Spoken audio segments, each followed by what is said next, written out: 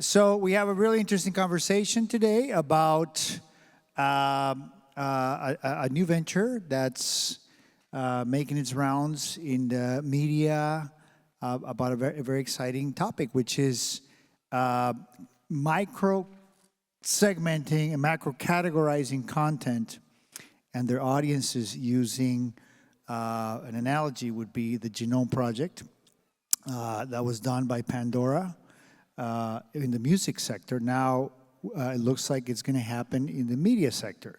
So what is that? What are the benefits?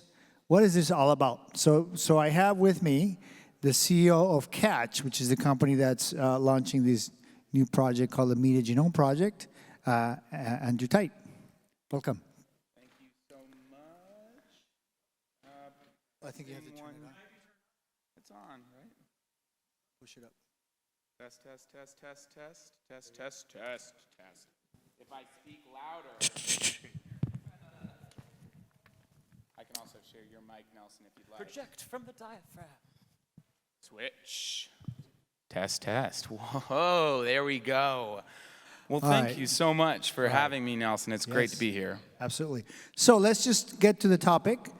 Tell us about the Media Genome Project and, well, its relationship to its analogy in the music industry, the Pandora project. Yeah, absolutely. So I'm a movie producer by trade. I was a producer at Lionsgate for a bunch of years. And when I was producing, I realized that I had such a hard time understanding who my audience was. We were spending millions and millions of dollars to produce movies, to market movies, and we just were flying a little bit blind. It was a lot of Google and gut instinct. And so the thought was, could you find a better way? Could you find a better way of understanding who will resonate with this piece of content? And so I looked around, and the company that I landed on that knew audiences better than anybody was Pandora Radio. Because when Pandora made a recommendation, it didn't just say, hey, here's a song you're gonna love. It'll say, here's a song you're gonna love, and then here's why we're making this recommendation. Tapping into what really mattered to me, the audience. And so the thought was, could you do that, but for film and television? So I was lucky enough to be introduced to Dr. Nolan Gasser, the architect of the Pandora music genome, and pitched him this idea, could we do it? And so we ended up launching this venture together, this Media Genome Project. So we analyze movies and TV episodes into over 2,500 unique variables. And these aren't binary tags. It's not on or off. It's if it's on, to what degree does it impact your overall experience?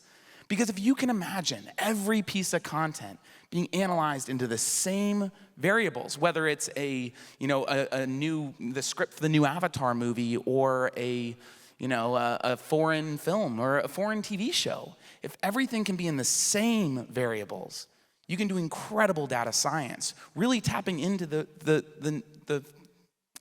why we like what we like. And so we've been having a great time. We launched the company at the end of 2019. It's been a real journey since. Yeah, great. So from my understanding, this analogy to the genes and the DNA is not accidental. It's trying to categorize all content with a series of micro characteristics, categorize them evenly. So is that the case? And then how do you actually collect the data? Yeah, that's a good question. And so, yes, that is the case. It is we bring it down to the most micro level, which is the gene, right? The gene variables. But much like genes in the human body, they aggregate up to what you would call a trait. So a trait would be, the genomic variable lots of arguments or a despicable lead. And those aren't, tags. Those are triggered by genes scoring at certain thresholds to algorithmically create those variables. But much like the Pandora music genome, we've decided to take the same approach where you need a human being to watch and analyze a piece of content into all of these variables. And you might say, that's crazy. Why would you ever do that? But what we found is that it's not possible right now to get to that granular level, the level that you need to get to in order to confirm that you have accurate, consistent data. Because as you all know, in order to do great data science, you need clean data. Dirty data in, dirty data out. And so we've decided to take that human-analyzed approach. But obviously, we are always constantly looking at these great ways that machine learning companies are doing it to try and see how can we augment aspects of this process. Realistically, down the line, it's going to be a long, long way until, a machine's going to be able to do this completely. But this hand-analyzed approach, we found it really is transforming the industry, and our clients are loving it. Great. So give us some examples of a gene or a trait category. Give us an example in terms of a film or a TV series or whatever it may be. Yeah, great. So a gene would be, lead character 1, from leader to follower. On this scale, where do they land, right? Or the dialogue from base to erudite. Where does that dialogue land in that entire system? And so when those genes are scoring at certain thresholds, they would ultimately create a unique and defining directorial vision. The movie Joker with Joaquin Phoenix. That, not surprisingly, one of the traits was a disturbing experience. If you've seen that movie, it is a disturbing experience. It's a movie that you probably will only watch once, but it is an amazing film. I saw some smiles, kind of in agreement. Yeah, all right. Great. So you collect all this data about a piece of content. Let's say a movie. Let's stick to movies as an example. So then what? What is the value that can be extracted from this kind of data, as far as you can see in current applications or your vision for future applications in the industry? Yeah. So our clients are the movie studios, streaming services, production companies, distribution companies, because in AVOD platforms, it's working with them to help them understand.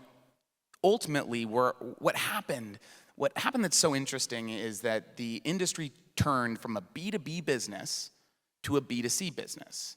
Back when I was producing movies, I'd make a movie and I'd give it to the movie theater and they'd release it, and I'd get some box office numbers, but that's maybe some demographic information, but that's about it.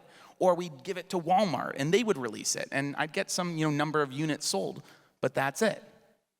With streaming, all of a sudden, we have a B2B, B2C business where these, movie studios, the Disneys, the Paramounts, the Universals of the world have this direct relationship. And everyone is trying to understand the same thing. Who is my audience and what do they resonate with? And there's companies out there that help you understand your audience, absolutely. But what I would argue is that you can't understand your audience until you understand your content. Because if you have a deep understanding of content, you can pair that with behavioral data to start to tap into why certain audience segments resonate with a piece of content. And so we, actually our clients are using us to touch the entire life cycle of a piece of content, whether that's in the development phase or the production phase or green lighting, programming, or really the future, and where we spend a lot of our time is in the marketing phase. It's the targeted marketing, right? Because Nelson, you and I both might love Top Gun Maverick, but the reason you're going to love that is probably different than the reason I'm going to love that. And so why would you use the same marketing message to engage you versus me? A good example of this, going wrong for me was the movie Get Out. I'm a total wuss when it comes to scary content. Like I'm the kind of guy where, I get, if it's at all scary, not a chance. And so I saw the trailer for Get Out, and it's a pretty scary trailer. And so there was, I saw that and I said, not a chance I'm seeing this. But then, it became one of the biggest movies of all time in that space. And so everyone's like, Andrew, you got to see it. So finally, 10 a.m., I decided I'm going to see this movie. And so I, pulled up the streaming service that it was on, and I ended up watching it and realizing, guess what, guys? That's not that scary. There's actually a lot of comedy. It's an issue-driven story. It's a friend saves the day story. If they had known my taste profile, they could have marketed that differently to me. And I would have absolutely seen that in theaters. You don't hide the fact that it is a scary movie, but if you lean into the variables that I personally will resonate with, they have another audience member. Think about how many Andrew Tights there are out there that did not see that movie because they don't like scary movies. Because, right now we classify content in the genre category. Genre dates back, to, the ancient Greeks. Or maybe, I might, don't fact check me on that, please. But it dates back a long, long, long time. And so why are we still using that to categorize content? So some of our clients will use that in the marketing side. A series just ended. Better Call Saul ends. How do you make sure you don't lose all those subscribers? Stranger Things ends. How do you make sure you don't lose all those subscribers? So it's if you deeply understand what matters to your viewer, and then you can message them other content that's on your platform around the variables that they actually will resonate with. You can increase you can decrease your churn rate. And we're finding that with our clients. So I think I'm envisioning, as a tech geek, kind of going back to my programming days with databases, I'm envisioning now this database with 2,500 genomic characteristics, in the top, and then records of movies and all kinds of content that have, marks and scores for each genomic characteristic. And now I'm imagining, based on what you just said, a database with audience or viewer profiles and characteristics and taste and something. And then so from there, you merge the two. Is that what you do? And is that what your clients are doing? Yeah, so thank you for asking that. That's really true. The way that we vision taste, at Katch, we're trying to understand taste, why we like what we like. And so if you think about taste, it's, think about it kind of like a Venn diagram, right? With 3 different main circles. One side is content, another side is audience, and then a third is, contextual, what's going on in the world. So in the content side, you have a deep understanding of both the extrinsic data, that is behavioral data, that is like metadata, it's, cast, crew, budget, genre, if you will. And then you have the intrinsic, what's going on under the hood in this piece of content, and that is, genomic data. And then on the other side, in the audience side, it's really interesting because it's both a deep understanding of the individual, and there are great companies, Experian, and that has really, deep, rich data. And then you have behavioral data, right? And that behavioral data is, think streaming data. If you're a streaming platform, guess what? You have first-party data. Good for you. And so if you are able to take all of these pieces of data and then combine them together, what you can start to understand is by audience segment, whether that's on a geographic or demographic or, cluster of users or even individual, you can merge those two together to start to understand what variables resonate with Nelson and what resonate with Andrew. Because like we've talked about, there's different variables that matter to you versus me. But that doesn't mean that we won't both love the same piece of content. And so, what we've done is, one of our marquee tools is our media indexing tool. And so in this tool, what we've done is we've taken a deep understanding of content, 4,000 plus genomically analyzed movies that have released in theaters around the world over, from 2010 to 2019, right before COVID. And then on the other side of the model, you have how those movies did on a country-by-country basis. And what you're able to do is, by using sophisticated machine learning that is way beyond my level of understanding, you are able to merge those two together to start to understand cultural preference. But the great thing about this model is you can take any data. So if one of our clients wants to do this in a black box, that's totally okay.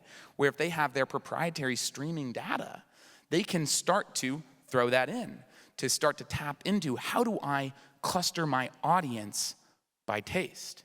instead of clustering by demography or clustering by genre. Because we've all been there. We've all been there on those streaming platforms where you watch that one, action movie and it's like, here's 100 other action movies you're gonna love. And really, the reason I watched that action movie was because it was a story of, male bonding or brotherly love or, a unlikely friendship. Not the fact that it was an action movie. Like, a great example is I actually learned that I've always wondered why I didn't love Parasite. I should love it. As a movie producer, I should love this film. It won the Academy Why should you love it? Because it's an Academy Award-winning movie. It's, it won Best Picture, right? And I knew it was good, but it didn't tap into my taste. But at the same time, I also, didn't finish Succession. I should finish Succession. This is a great piece of content. And, frankly, to be honest, guys, I don't love The Bachelor. It's not something that I seek out. But I realized that I actually don't love all three of those pieces of content for the exact same reason. And that's interesting. And the reason I have a hard time resonating with that piece of content is that every single one of those has an unlikable, unethical main character. And I have a really hard time resonating with unethical, unlikable main characters. It has nothing to do with the genre. I will happily watch a dating show. I will happily watch, a prestige drama on a network, and I'm happily watch a foreign film. But I really have a hard time resonating with those variables. Wonderful. I love how you're making this presentation personal, and you all can probably relate to your taste with the examples you're giving. So now I want to know, as the title of this talk says, what's the catch? And hear me out. So Katch is using humans to score and evaluate movies along 2,500 micro characteristics. So what's the catch? Why use humans? Why, for example, not use machines? And then are machines your competitor? So tell us a little bit about your thoughts about that.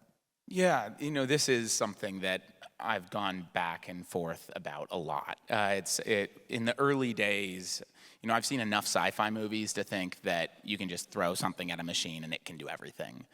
Turns out that's not possible right now. And so we decided to take this hand-coded approach because, as I mentioned earlier, the quality of the data is of the utmost importance to us. And getting to this real granular level, think about the genome as being locked. It is, whether it's a movie that's coming out today, unless something completely changes in the ecosystem about the way movies are consumed, whether it becomes interactive or choose your own adventure, right? Everything can be analyzed into the same variables. And so we've decided to take that human-coded approach because as great as machines are, right now, when you use natural language processing and use computer vision and use all these amazing pieces of technology, you will do a pretty good job tagging a piece of content with a variable, right? But you have to rely on what's available. If you have the script, you can get a lot out of it. If you have a finished movie, you can get a lot out of it. But it might miss the fact that in one movie it'll tag it with a brooding lead, and in the next movie it won't tag it with a brooding lead. But just because it's not tagged, that does not mean it's not there. But when you have the human genomic approach, if it's not tagged, it is not there, unless it was a poorly coded film, but we have a lot of QA processes along the way to try and prevent that. But that is really important. But another thing that I love that is really important about doing the genomic approach is that these tags, these universal traits, but what you would call a tag is something like lots of arguments or family problems or family eccentricity. Those are created by genes scoring at certain thresholds, multiple genes scoring at certain thresholds to trigger that trait. But now let's say that there's a cultural event, like, the Black Lives Matter movement. That might not have been tagged before. And so if something like that happens, what you can do is you can create your own. You can create that variable by understanding what genes make up that trait And then you can create that rule, press enter, and then anything that's ever been analyzed ever that fits those parameters will be tagged with that content. And that's really important. But you asked an interesting question. You asked if we see those companies as competitors. And I would say, no, what we see as collaborators more than anything. Because, we are crazy trying to do this by hand. It's a crazy task. And so we see, the machine learning and computer vision and all of that and natural language processing as additive, as ways to, fast track that process. And so we would love to partner with those kinds of companies because, we are stronger together. The industry has changed. When we first started talking to, clients, you go back, just a few years, data was a negative term in the entertainment industry. It was you say data and people go like, get out of my office, I'm gonna kill you, Like that's just not what you do, especially to a creative. Are you kidding me? And so that's actually another reason why we went with the hand-coded approach is because the creatives love the fact that a human is touching this.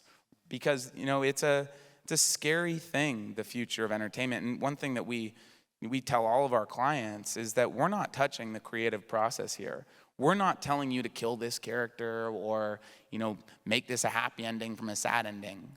Because, frankly, that's not our job. And, if we were to do that, I think we would create just an echo chamber and the same content would be made over and over and over again. But the job of data is to, inspire these decision makings, inspire the creatives to make different, better decisions. Great. Okay, so we're going to round it up with one last question, and then I'm going to open it up for questions from the audience. So my last question is, can you summarize current applications with specific examples of clients that you have, or things that are sort of they're approaching in terms of signing up with a client, the kinds of applications that you're working on right now, with specific examples, and then they will open up for questions. Yeah, absolutely. So, as I mentioned before, we work with movie studios, streaming services, et cetera. I can talk about some of the deals. We can't talk about some other of the deals, as we all know. So one of our marquee clients, the one that really brought us in, was AMC Networks. And they've just been such a wonderful partner for us. And so I can talk through some of the stuff we're doing with them, but another great client that there was just press about was Cinedigm. And what's great about Cinedigm is they're an AVOD platform. And all of a sudden that opens up this entire new world where we're able to work with them to help them both understand their content better so they can recommend better, they can improve their ability to discover for their viewers, but also ultimately to work with them to help them communicate to the brands. Because when you're an advertiser, when you're an AVOD platform, you need to be able to communicate to the brands, to these advertising companies. Why should they spend money on your platform? So with AMC Networks, for example, we've worked with them on a slew of different applications. One would be, helping them understand their brand as a company, right? So what does AMC-ness mean? Because, in this world, you have brands. When you think of Pixar, you think of a brand. When you think of Disney and Marvel, you think of a brand. And you can even contrast, Marvel to DC. They have wildly different brands.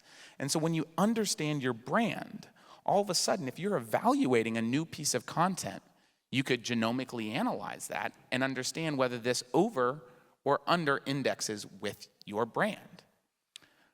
Then if you were to say, retention campaigns, they have a series that ends. All right, well, let's make sure that these people don't leave forever.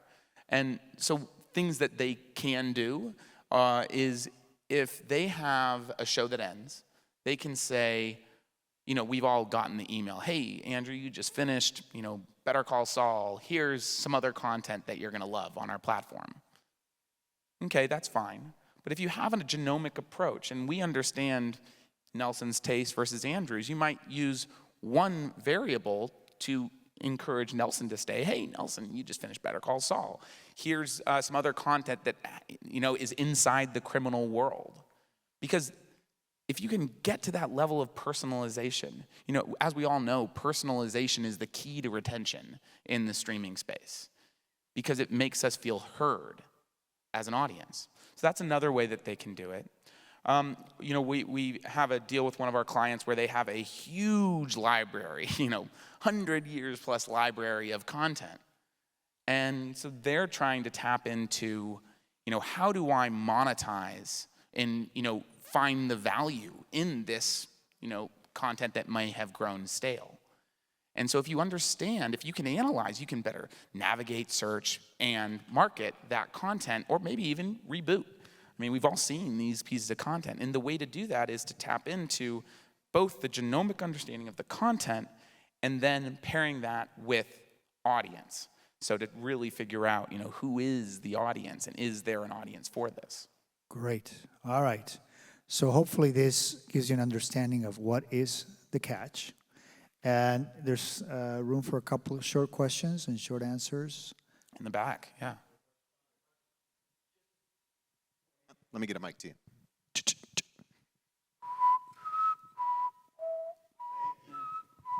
Just to say on your point about data, I remember I was pushing like present valuing and comps and blah, blah, blah, blah at Universal, and Lou Wasserman said to me, you got to trust the little man in the gut. So. Oh, absolutely. But, you have the lymphatic or the limbic part of your brain that's, flawed, irrational, intuitive. You don't know, nobody knows why it works. And then you've got, I was thinking of the DNA study when they broke through and thought they cracked the DNA genome, right, where they got the chromosomes. And then they actually only got 8% of the entire what's in DNA, right? And then the rest they called junk or black material. Now they're starting to say, well, maybe there is something to that. Maybe God didn't just put junk in your DNA. Right. So my point is, you have measurables. Are you getting just that 8%, or is there some magic left in the other? Well, I love that question. This is, can I borrow you to talk to investors? Because I feel like a lot of times people think that it's just the 8%. Well, they call it the 80-20 rule, right? So the 20%, is what really matters. And this is where I'd argue kind of more for that it's not junk. We track the variable mud, the element of mud. How much mud is there in this movie? And, I can guarantee you that is a pretty useless piece of information until the script or the movie takes place in the late, 1918, 1917, and it takes place in France. There's a wildly different experience that happens when there is the variable of mud scores very highly and the variable of mud is non-existent. And so that's when that junk might not actually be junk, because there's nuances in things that drive us to like something, right? But I think you're exactly right. And then also, if you never know what's going to be valuable. And so if you can track everything, then you can find that hidden value. It might not be today. It might not even be tomorrow. But maybe in 5 years, that will become highly relevant. Great. One last one. Ooh. Oh, ladies up here. You can fight over the question. Oh, good. Like 1 minute. All right. Hi, thank you guys. You did Thank a good presentation. So my question is, like I was speaking with her earlier about, there's a lot of content on the streamers in celebrating the anti-hero. And like you, I kind of have some problems with the anti-heroes because they don't have any redeemable qualities, and they're on this like the hero's journey, and they folks have been able to learn something from what they experience and then take it back and bring it back to the community for change. So I think with the anti-hero characters, it's just that with the streamers, the audience really love them, they're celebrating them. So then content creators continue to produce content like that.